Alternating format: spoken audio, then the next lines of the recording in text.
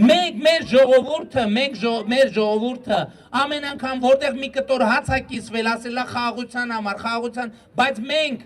Եվ մենք վերնախավը մեր երկրի չի նկատել, որովհետև մենք ելել ենք այն կանխավարկածից, որ մենք ավելի լավ գիտենք, քան թե ժողովուրդը։ Իսկ այդպես երբեք չի լինում։ Եվ այդպես ժողովուրդը ապացուցեց 2018 թվականին, եւ այդպես ապացուցեց 2021 թվականին, եւ ես հավատված եմ 2026 թվականին ժողովուրդը նույնը ապացուցելու է։ Ժողովուրդը ապացուցել է, որ ինքը գիտի, թե ինչ է իրեն ամենաշատը հարկավոր։ Ինքը գիտի իրեն ամենաշատ ինչ հարկավոր եւ ես կարծում եմ որ ժողովուրդը պիտի ցույց տա որ իրեն ամենաշատը հարկավոր է խաղաղություն այն խաղաղությունը որը հասանելի է տեսանելի է շոշափելի է այսօր շատ են ասում են այս խաղաղությունը լավը չի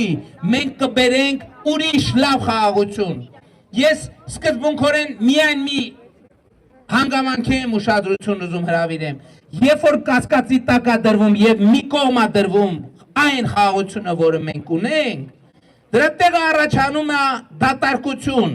եւ այդ դատարկությունը պիտի լցվի, իսկ ով է երաշխավորը, որ այսպես ասած իրենց պատկերացրած ավելի լավ բանի կարող ենք մենք հասնել։ Սա շատ կարևոր մեր ողջ պատմության ընթացքում, մեր հազարամյա պատմության ընթացքում շատ է եղել Տենց մի հատ ասացված կա, ես այդ ասացվածքը շատ կարևոր եմ համարում, որ ասում եմ մարդու ամենամեծ դժբախտությունը այն է, որ ինքը չի հասկանում, թե ինքը ինչքան երջանիկ է։